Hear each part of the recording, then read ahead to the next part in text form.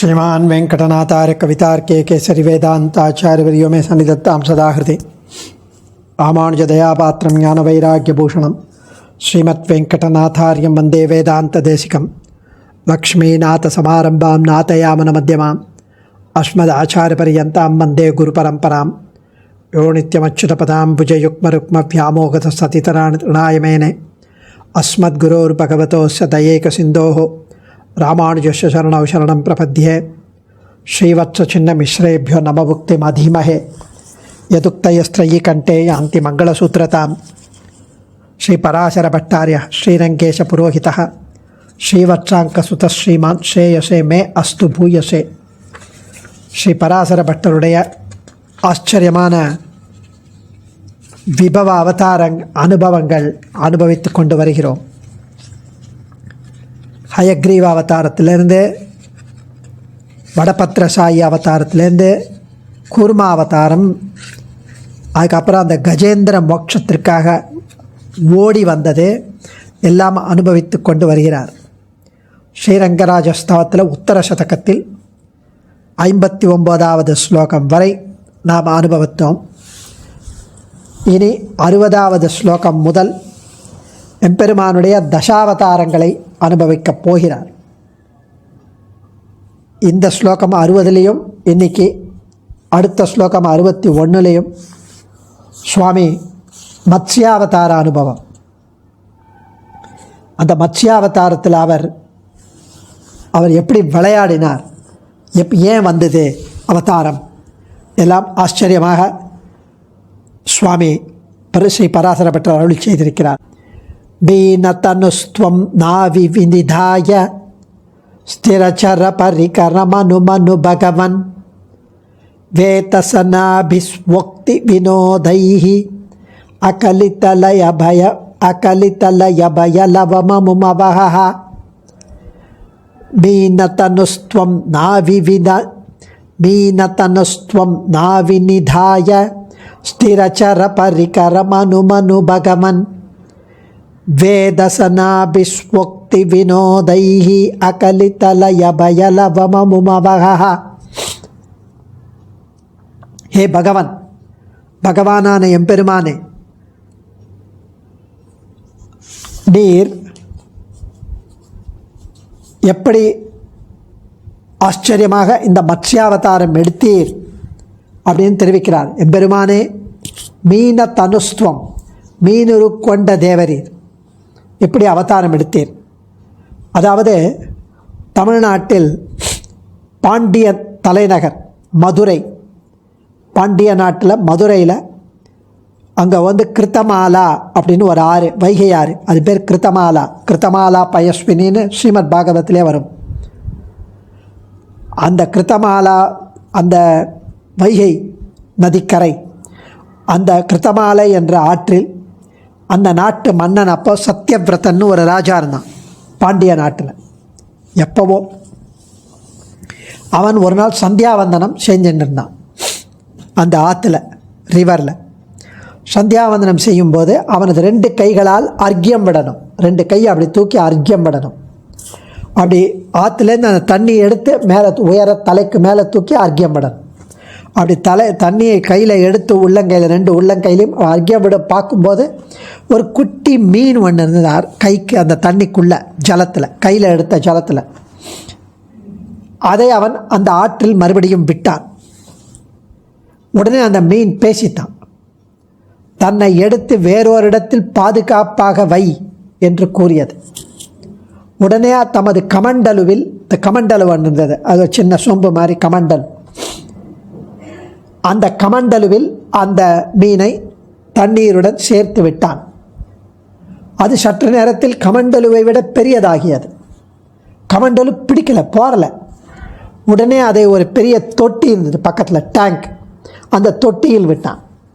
அது வளர்ந்து பெரியதாகவே ஒரு பக்கத்தில் இருக்கிற குளம், அதில் விட்டால் அதுவும் பெரியாக பக்கத்தில் இருக்கிற ஏரி, மிகப்பெரிய ஏரி, அப்படி முதலியாக கொஞ்சம் கொஞ்சமாக பெருசாகி கடைசியில் அந்த மீன் சொன்ன சொல்படி கொற்கை என்ற கடற்கரையில் கொண்டு சென்று விட்டான். அந்த கடலிலும் மீன் மிகப்பெரியதாக வளர்ந்தது. 100 யோஜனை தூரம் அதற்கு தக்க 100 யோஜனை அகலம் கொண்டு அதை கண்டு பயந்து போயிட்டான்.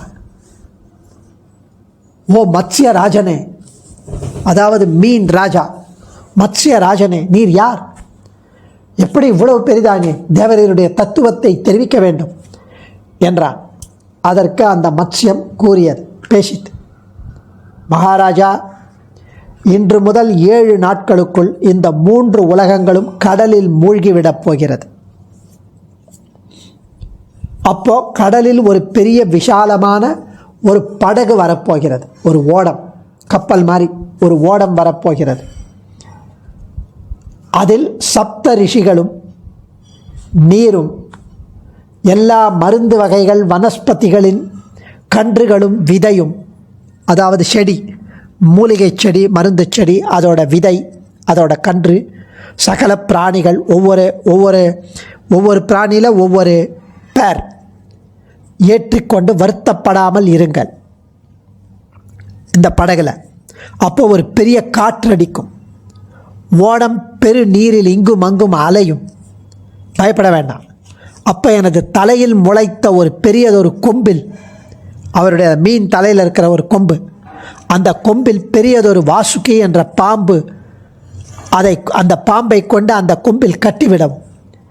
அந்த பேரிருள் நீங்கும் வரை, அதாவது ஒரு ஆங்கர் மாதிரி அந்த போட்டுக்கும் இதுக்கும் கட்டி விட்டால், நான் கடலில் அந்த பேரிருள் நீங்கி பிரளயம் முடியும் வரை கடலில் சஞ்சரிப்பேன், உங்களையெல்லாம் காப்பாற்றுவேன் என்று மீனரூபி சொல்லித்து.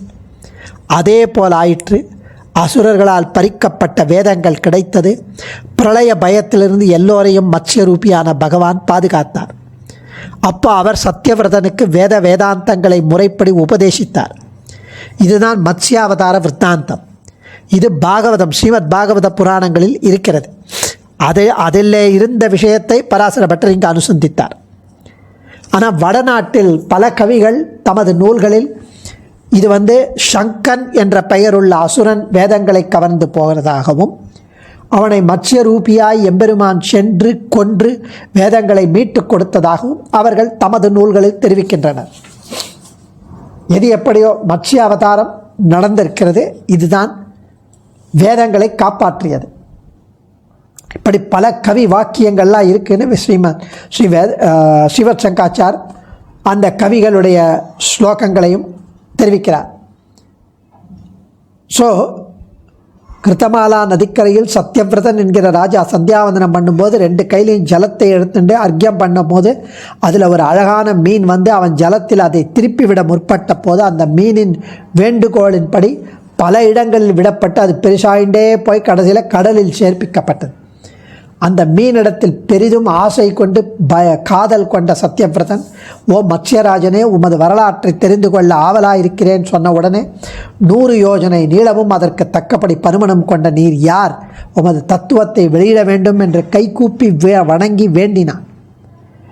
அதுக்கு மத்ஸ்யராஜன், ஹே ராஜரிஷியே சத்யவிரதா, இன்று முதல் 7 நாட்கள் 3 உலகங்களும் தண்ணீரில் மூழ்கிவிட அந்த பெருநீரில் ஒரு விஷாலமான ஓடம் வர, அதில் சப்தரிஷிகளும் நீரும் அனைத்து பச்சிலைகளையும் சமஸ்த பிராணிகளையும் ஏற்றிக்கொண்டு துளி கூட பயமில்லாமல் மனம் வருத்தமின்றி கவலைப்படாமல் இருப்பீராக. அப்போ பெருங்காற்று அடிக்கும், ஓடம் பெருநீரில் அலையும். அப்போ எனது தலையில் முளைத்துள்ள ஒரு கொம்பில் பெரிய பாம்பினால், வாசுகியா என்ற பாம்பினால் கட்டி அந்த படகுடன் உம்மையும் எல்லா பிராணிகளையும் மனு முதலான மகரிஷிகளையும் சுமந்து கொண்டு அந்த பேரிருள் நீங்கும் வரை நான் கடலில் உலாவுவேன். அப்போது எனது பெருமையை நீர் உணர்வீர் என்று கூறிவிட்டு மறைந்து விட்டது. ஆச்சரியமடைஞ்ச சத்யவிரதன் அப்படியே தன் காலத்தை 7 நாள் கடத்தி அந்த மத்ஸ்யமூர்த்தியான தேவரீர் அவ்வோடத்தை இழுத்து கொண்டு அண்ட கடாக தளவும் சென்று துள்ளி விளையாடினேன். முன்பு மது கைடப்பர்களை கவர்ந்து சென்ற வேதங்களை மீட்டு கொடுத்தீர். இப்போ வேத வடிவிலான உமது வேடிக்கை வார்த்தைகளினால் பிரளய பயம் துளியும் இல்லாமல் அனைவரையும் சுமந்து காப்பாற்றினீர் என்கிறார் சுவாமி. ஹே பகவன், பகவானே என்று அனுபவிக்கிறார் சுவாமி. இந்த இடத்துல ஹே பகவன், பகவானான எம்பெருமானே, மீன தனுகு மீனுரு கொண்ட துவம் தேவரீர், நாவி ஒரு பெரிய ஓடத்தில் கப்பலில், அணுமனு மனு மகரிஷியின் அருகில் இவரையே சத்தியவிரதன் சொல்லுவா போல் இருக்க. மனு மகரிஷி தான் சத்தியவிரதன். ஸ்திரச்சர பரிகரம், அசையா பொருள் அசையும் பொருள் என்றபடியான எல்லா பொருள்களையும் ஸ்திரச்சர பரிகரம் நிதாய வைத்து வேதசனாபி ஸ்வோக்தி வினோதை, வேதசனாபி வேதங்களை ஒத்த ஸ்வஉக்தி ஸ்வோக்தி தேவரீரது விளையாட்டாய் அமைந்த பேச்சுக்களாலே, ஏதோ சும்மா ஒரு மாயாஜாலம் போல ஒரு விளையாட்டாக ஒரு பேச்சு சொன்னார். அகலித லய பய லவம், அகலித லய பய லமம், லயம்னா பிரளயம், பிரளயம் வந்து விடுமோ என்ற பயம் கொஞ்சம் கூட இல்லாமல், அழிந்து விடுமோ என்ற பயம் இல்லாமல், அமும் அவகா, அமும் கீழே கூறிய சேத்தன அச்சேதனமான பரிகரங்களை அவகா வகித்த அருளினீர், காப்பாற்றி அருளினீர் என்கிறார் சுவாமி. அடியன் தன்யோஸ்மி. ஆச்சாரியன் திருவடிகளே சரணம். கவிதார்க்கிக சிம்ஹாய கல்யாண குணசாலினே ஸ்ரீமதே வெங்கடேஷாய வேதாந்த குரவே நமः.